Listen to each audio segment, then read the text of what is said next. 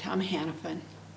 I've known him all through these years as an incredible leader, a visionary, community-minded. Well, he's, you gotta love him. Everybody loves Tom. I mean, very congenial, great sense of humor, doesn't take himself too seriously, and yet what an institution he's been for the metropolitan area. Tom was really driven, I think, with goals and trying to improve the city of Council Bluffs. About a year I contemplated whether to run for mayor.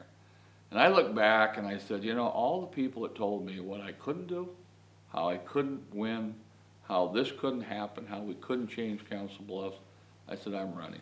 I wanted to make a difference in my hometown differently than what I had. He's worked with a lot of youth through the years, and while he was mayor, he had a focus on parks and an environment for family. Could see how things, what things really needed to happen, and then he was patient enough to make it happen over a period of years, but to not let his foot off the throttle.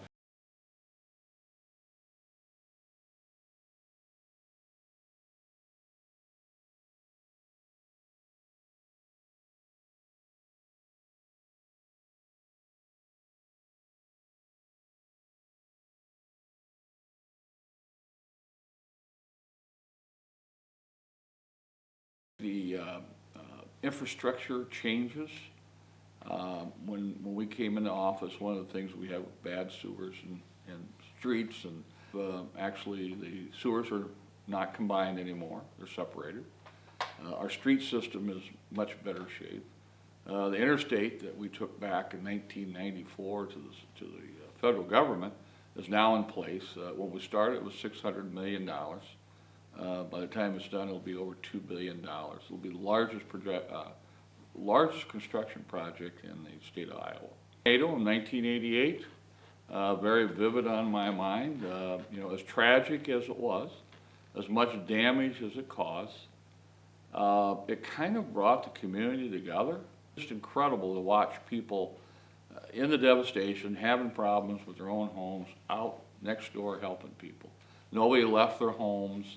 They stayed there, electricity out, National Guard coming in, and people stayed with it.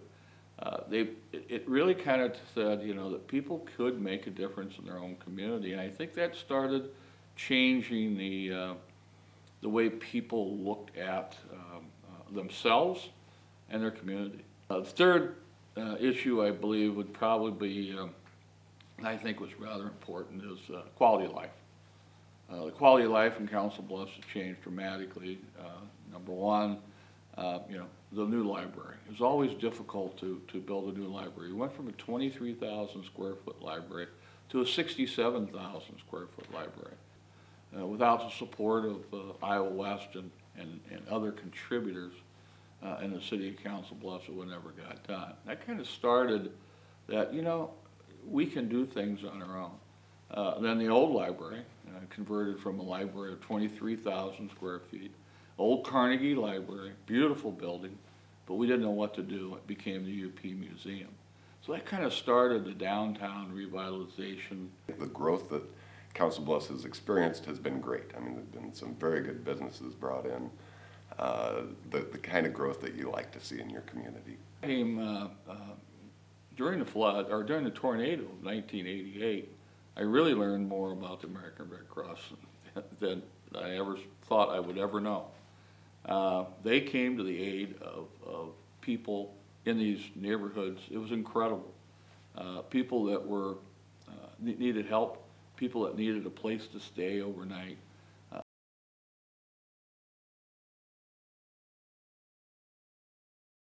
American Red Cross then became something that I got involved with. My brother was on the board. We got involved in all their drives. They moved a couple times and all those type of things, but always, supported them. Again, anytime we had a snowstorm, anytime we had a flood, this last flood in 2011, the American Red Cross, they were on our line. They were there in our EOC room.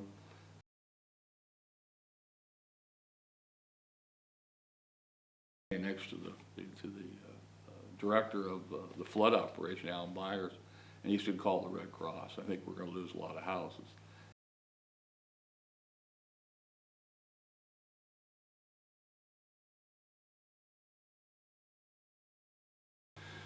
He was pretty quiet about some of the things, but he was steady. He was a force when he, got targeted on some kind of a project that he thought Council Bluffs needed to accomplish.